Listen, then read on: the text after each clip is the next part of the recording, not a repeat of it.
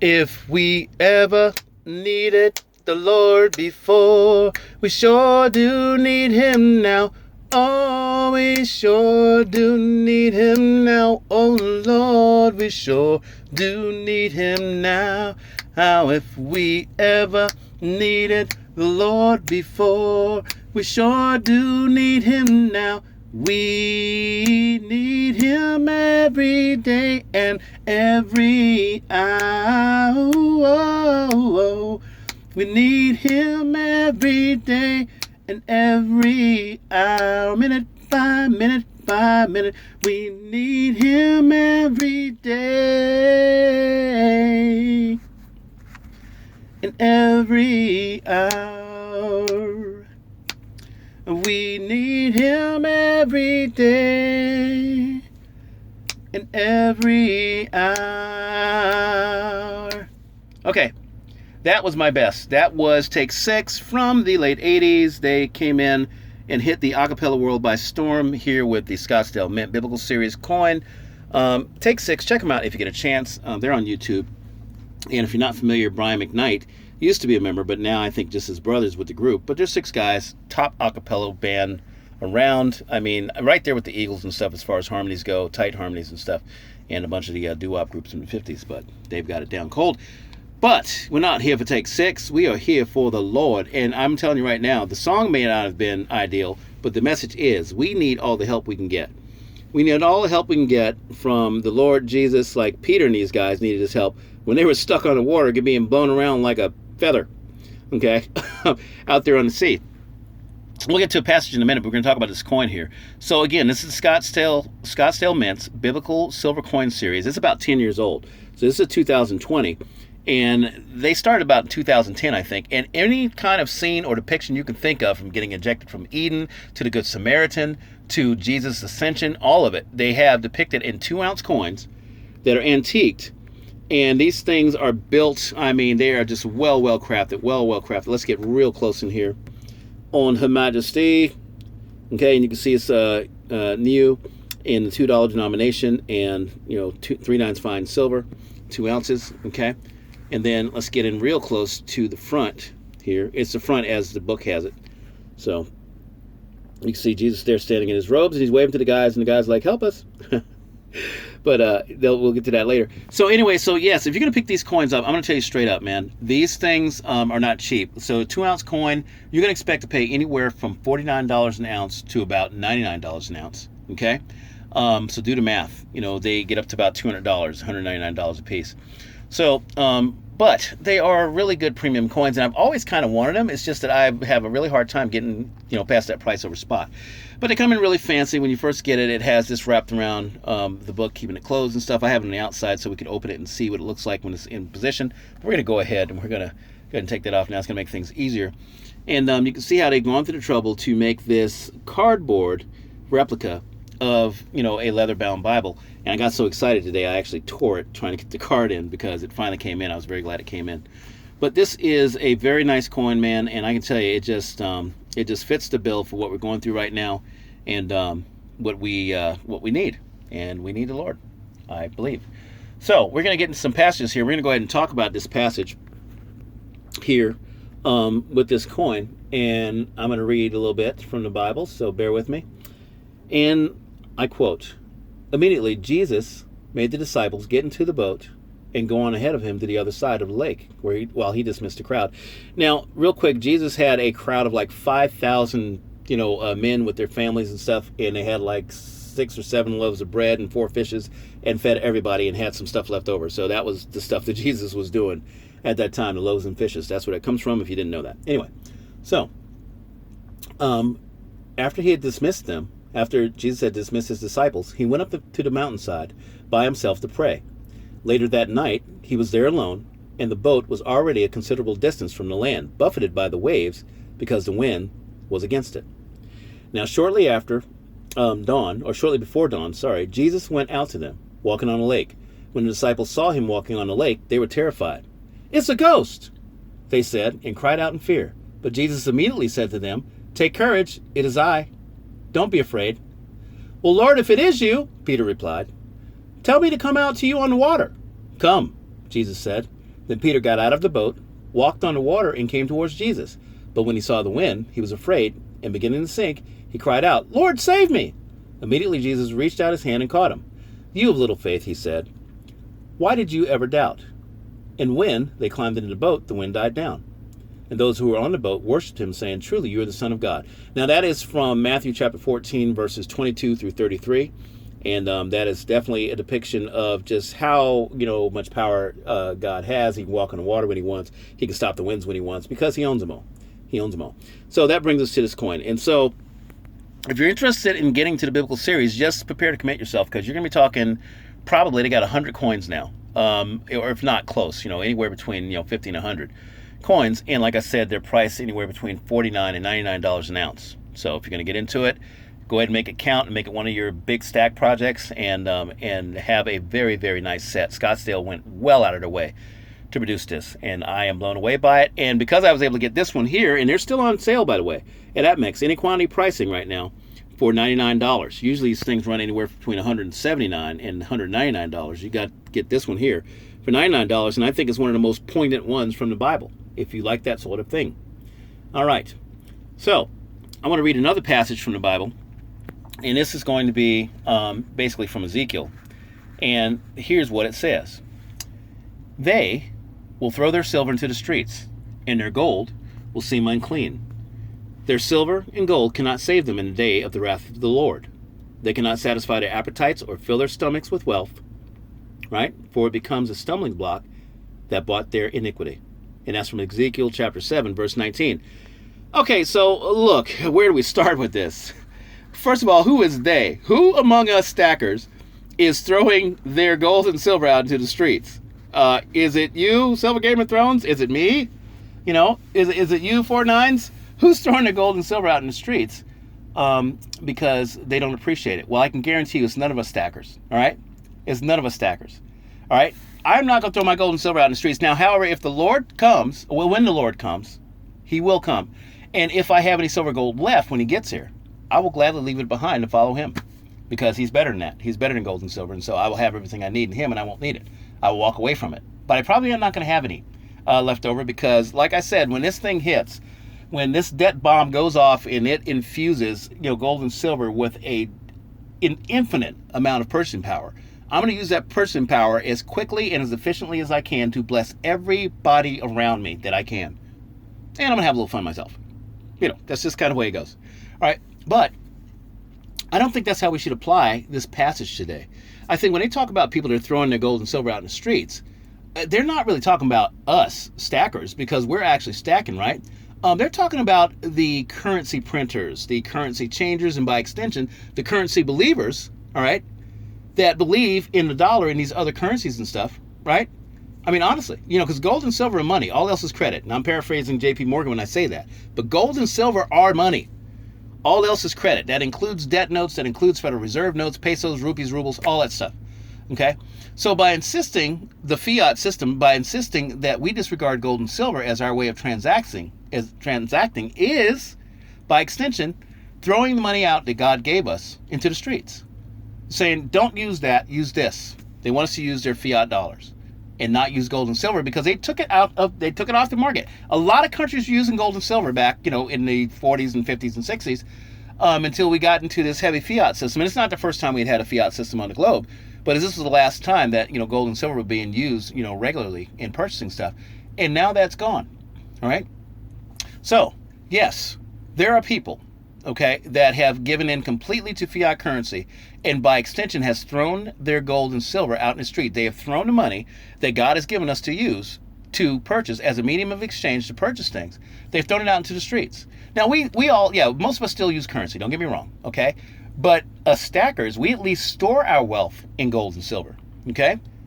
We at least store our wealth in gold and silver. So what we've done, while the currency lovers and the credit lovers have gone out and been using that and totally forgot about gold and silver, what we've done is we've actually gone out into the streets and picked up what they've thrown out, all right? And, look, if you don't think that we are picking up something for nearly free, because that's basically, if something's out in the streets, you're picking up for free, look at these totally engineered spot prices right now. The spot prices are nowhere near where they should be for gold and silver. I mean, honestly, they're probably about 10% of any real world valuation currently right now. And on the way up. It should be on the way up. I know we look at the debt clock and stuff, and a debt clock is probably more accurate than people realize, but we don't like to point to it too much because they like to say, well, you're a kook bird for, thinking those crazy numbers and how you come to those conclusions and blah, blah, blah. And you try to tell them, and they, don't want to listen because either they don't like gold and silver or they just don't want to speculate at all. And I get the realists out there, and I get that they feel that way about it. But I'm going to tell you something. The policymakers, they are hawking this, fiat currency. They're totally engineering fake precious metals prices. So they're essentially giving it away. They're giving it away to us. They're throwing it away. And we're going out into the streets and we're picking it up. We're stacking it. That's what stackers do. All right? And look, we're not talking about, precious metals not being of value. Okay? I mean, think of the number of people on Earth and the monumental task that precious metals has to do in eventually resetting the financial system. It's going to be called upon gold and silver and probably even copper. You might even have, like real estate and precious gems and fine art in there. This is how much, derivatives, fluff, and poison and garbage is up in the sky waiting to rain down from these phony ethereal assets they have. Derivatives, you can't even pronounce the name of some of these things. It's unbelievable. Packed with all kinds of weird junk securities and all kinds of stuff. All right, but gold and silver, they are finite. Currency is not. Look, Jerome Powell, he was on 60 Minutes. He said as much. He said, hey, man, we can print as much as we need to print when we need to print it.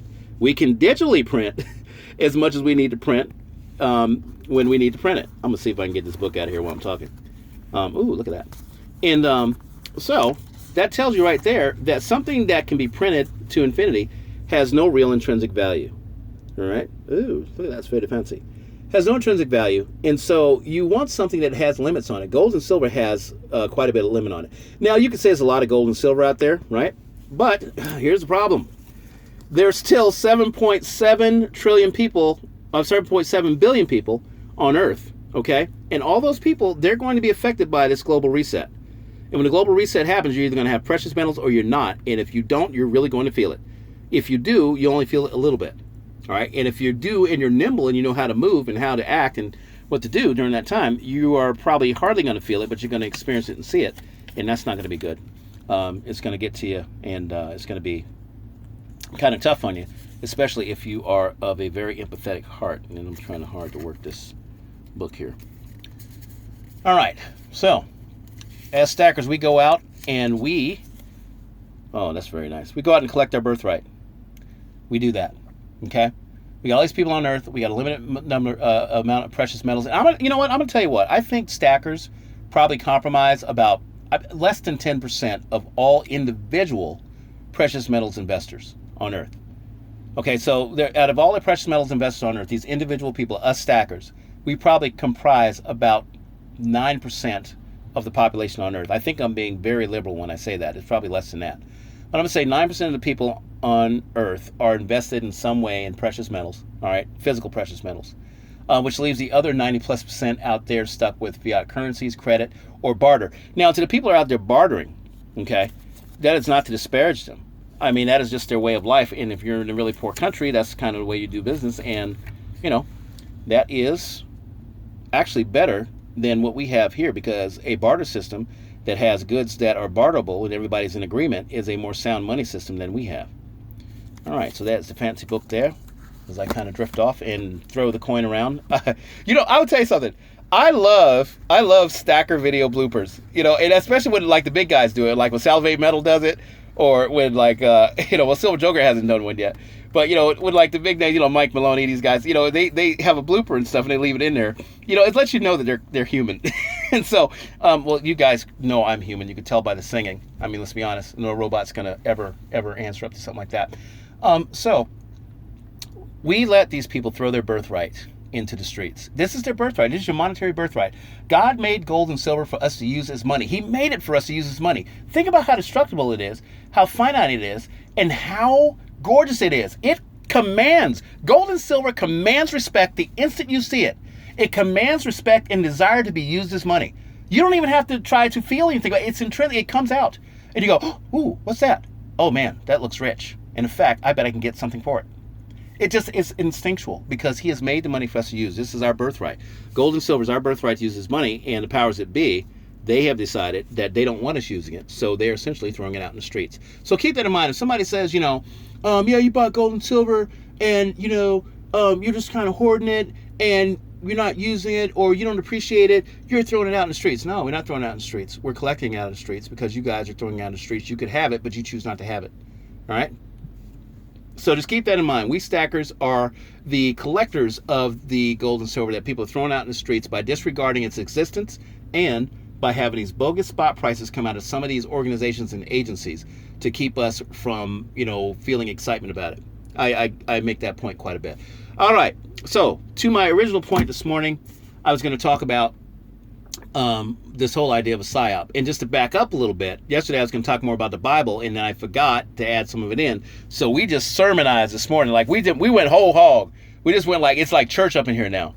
So we've done that part. We've covered that. We've covered, the spiritual side of things, and now we're going to talk about the Psy-Ops game that the powers that be, and I always say the powers that be, you know who they are, the governments, the central banks, the policymakers, the people at the top. All right, they try to use a Psy-Op on us, and a Psy-Op is, if you do not know, a psychological operation. It's basically when you are trying to brainwash people into no longer believing what is real. Copy that? A Psy-Op, you're basically trying to make people believe what is real is not, or what is not real is. Okay? Fiat currency is real money. Gold is not real money. It's tradition. Right? Remember that, Ben Bernanke? Back in 2012, Ron Paul had him up there in the congressional hearings. He was asking, he was like, so is silver money? Is gold money? He goes, oh, no. Then why do you keep it? Why do all the central banks hoard it? Why do you guys have it? It's tradition. And you can see the look on his face like, man, I better think of something fast. And that's the thing. Bernanke's not dumb. He's quick on his feet, and that was his saving throw on that. So anyway, yes, and so the Psy-Op that our governments and our banks and our central banks are playing on us is that the things that they decree as money is actually money when it's only currency, and fiat currency at that. Because that's the idea of fiat. Fiat is basically something spoken into existence by an authority. So if it is blessed by an authority, ratified by an authority, it could be oak leaves, it could be blades of grass, it could be eggshells. If they say it's money and they write doctrine saying it's money, then that's the medium of exchange for the land.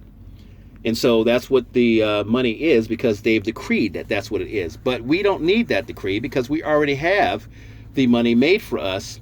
And in this case, weighed and purified and made gorgeous to use as money right now. Made in nature, highly indestructible. And that is the reality of it. Not the Psy-Op they're trying to play on us, where they're trying to make us believe that this is not real and that fiat currency is real. So that was my take on Psy-Op.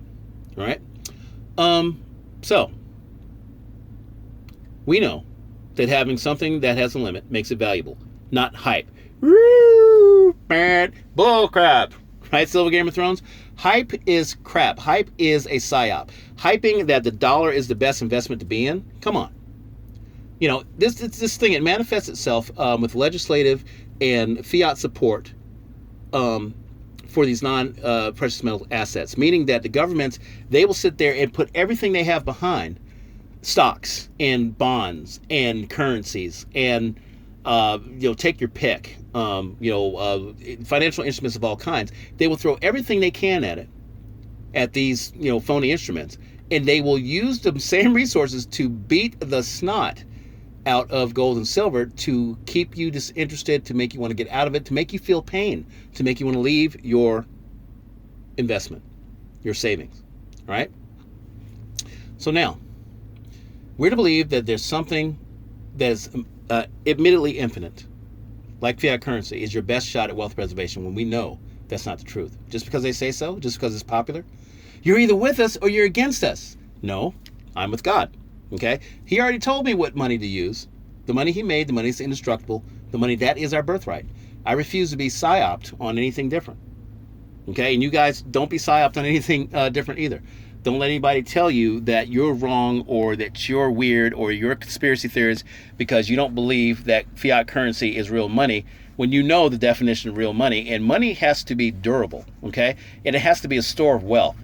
You could say the dollar is a store of wealth, but I can guarantee you that wealth is evaporating every day. And it doesn't evaporate because the dollar shrinks in size. It doesn't evaporate because the dollar becomes 97 cents or 79 cents. It evaporates because the things that are purchased with dollars, the things that are valued in dollars, go up in price, and it takes more dollars to purchase them, period. That's all there is to it. So we're going to stick with our real money, and we're going to let the masses that love to throw that real money out in the street have them throw it to us, and we will go ahead and collect it, because that is our thing. We are stackers. We're here to stay, and we are going to end up having all the money in our hands, and we'll be able to shape and form things the way we want, whether it's in our personal lives, whether it's on a greater scale, or whether it's, things that are going to happen in the future. I love my future. All right. So, all right, guys, a little off base today, but I think I made the point, about Psy-Ops and stuff, and why real money is so important, why we understand what real money is.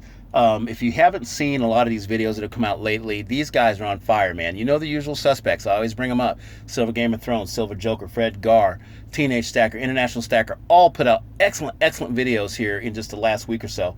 And Silver Joker had one using a chart, just blew my brain wide open, showing that actually in 20 years, silver has gone up almost 17% a year over a 20-year period, year over year, non-interest compounding, just 17% year over year over the last 20 years.